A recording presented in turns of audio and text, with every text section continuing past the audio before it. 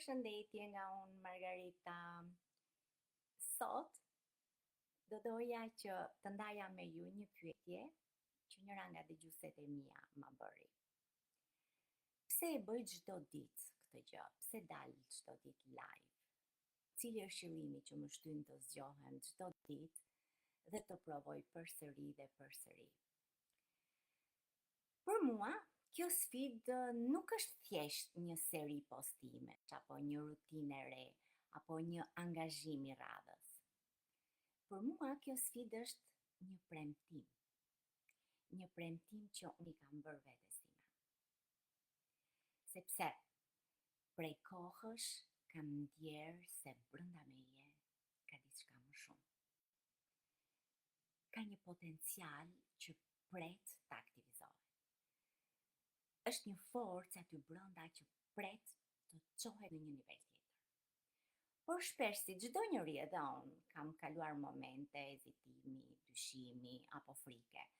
Dhe e kam pasur gjithmonë atë frikën nga gjykimi i njerëzve, frikën nga dështimi, frikën nga ndryshimi që po më ndodh. Por erdhi një moment në jetën time kur i thash vetes sime: nëse unë vazhdoj të pres, atëherë unë do mbas vitet e mia më të bukura të rritjes sime. Dhe pikërisht për këtë arsye unë jam futur në këtë sfidë. Së pari, e bëj këtë sfidë për të dalë nga ajo zona e rehatisë. Sepse ne rritemi më shumë pikërisht atëherë kur dalim nga ato vendet ku ne jemi mësuar. Kur bëjmë gjëra që ne na vënë në siklet, si për shembull, unë e kisha tmerr të dilja përpara kamerave live.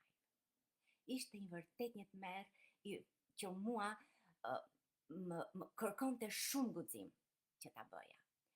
Që mua më detyroi të qëndroja përballë vetes time dhe të sfidoja veten time.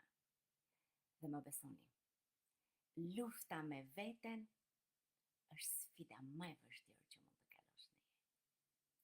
Por unë ja dola. Dhe ja ku jam, sot flas me ju.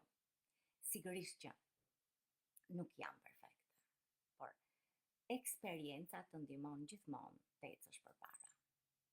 Dhe besoj se doja dal edhe më mirë.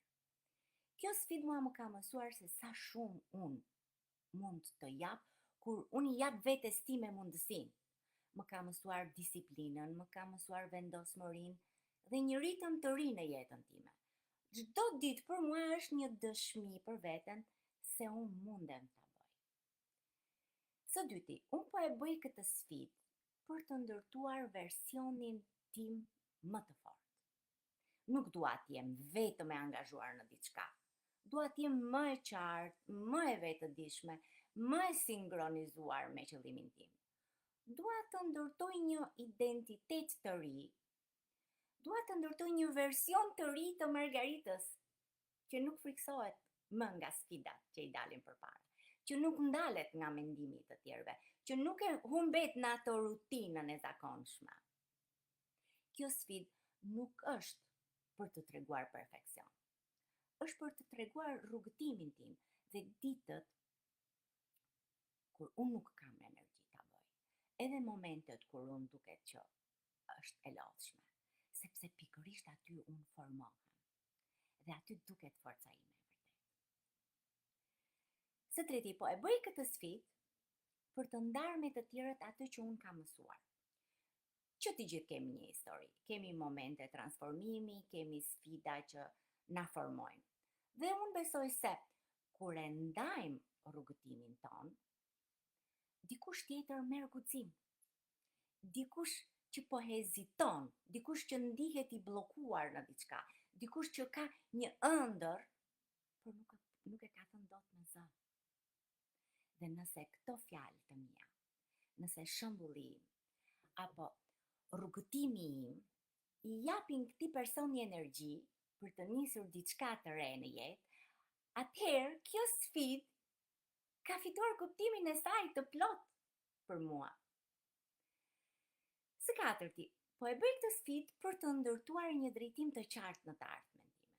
Sigurisht që të gjithë duam një jetë më të mirë, një rrugë më të stabilizuar, një vizion më të qartë.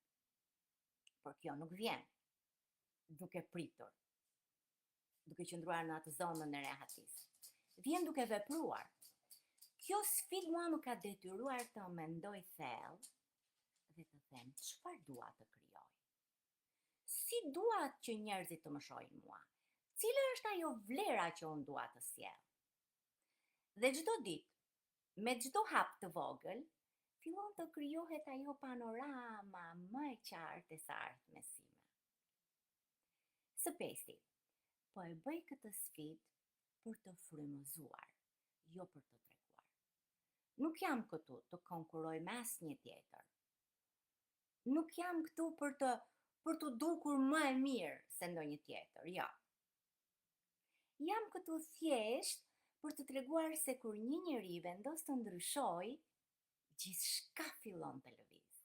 Dhe dua që çdo grua, çdo nën, çdo vajzë që më ndjek mua, të ndjej se është e aftë të ndërtoj diçka për veten e saj, të ndërtoj një ëndër, një rrugë apo një vizion që e ka lënë pa bërë. Sepse secila prej nesh ka një histori që meriton të dëgjohet. Pra, kjo sfidë që unë bëj është më shumë se një sfidë. Është një udhëtim drejt vetes sime. Është një pohim i fuqishëm që unë kam zgjedhur të rritem. Se unë kam zgjedhur të veproj. Se unë kam zgjedhur të jem shembull për veten time në radhë parë, por edhe për të tjerë.